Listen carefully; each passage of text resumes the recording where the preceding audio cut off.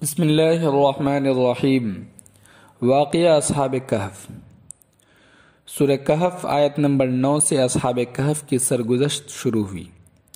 فرمایا یہ چند نوجوان تھے جنہوں نے اللہ کی رحمت پر بھروسہ کیا تھا اور ایک پہاڑ کے غار میں جا چھپے تھے۔ کئی برسوں تک یہ اس میں پوشیدہ رہے۔ آبادی سے ان کا کوئی تعلق نہ رہا۔ زندگی کی کوئی صدا ان کے کانوں تک نہیں پہنچتی تھی۔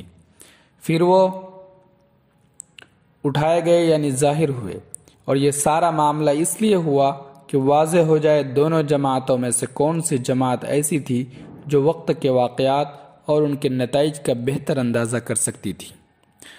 دو جماعتوں سے مقصود اصحاب کہف اور ان کی قوم و ملک کے لوگ ہیں۔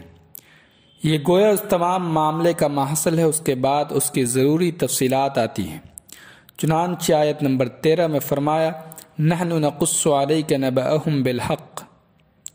ایک گمراہ اور ظالم قوم سے چند حق پرست نوجوانوں کا کنارہ کشی کر لینا اور ایک پہاڑ کے غار میں جا کر پوشیدہ ہو جانا، ان کی قوم چاہتی تھی کہ انہیں سنگسار کر دے یا جبراً اپنے دین میں واپس لے آئے۔ انہوں نے دنیا چھوڑ دی مگر حق سے منہ نہ موڑا۔ جب وہ غار میں اٹھے تو اس کا اندازہ نہ کر سکے کہ کتنے عرصے تک یہاں رہے ہیں۔ انہوں نے اپنا ایک آدمی شہر میں کھانا لانے کے لیے بھیجا اور کوشش کی کہ کسی کو خبر نہ ہو، لیکن حکمت الہی کا فیصلہ دوسرا تھا۔ خبر ہوگی اور یہ معاملہ لوگوں کے لیے تذکیر و عبرت کا موجب ہوا۔ جس قوم کے ظلم سے عاجز ہو کر انہوں نے غار میں پناہ لی تھی، وہی ان کی اس درجہ معتقد ہوئی کہ ان کے مرکب پر ایک ہیکل تعمیر کیا گیا۔ اس واقعے کی تفصیلات لوگوں کو معلوم نہیں، طرح طرح کی باتیں مشہور ہو گئی۔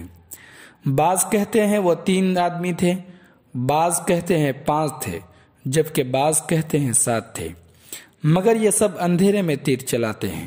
حقیقت حال اللہ کو معلوم ہے، اور غور کرنے کی بات یہ نہیں ہے کہ ان کی تعداد کتنی تھی، دیکھنا چاہیے کہ ان کی حق پرستی کا کیا حال تھا۔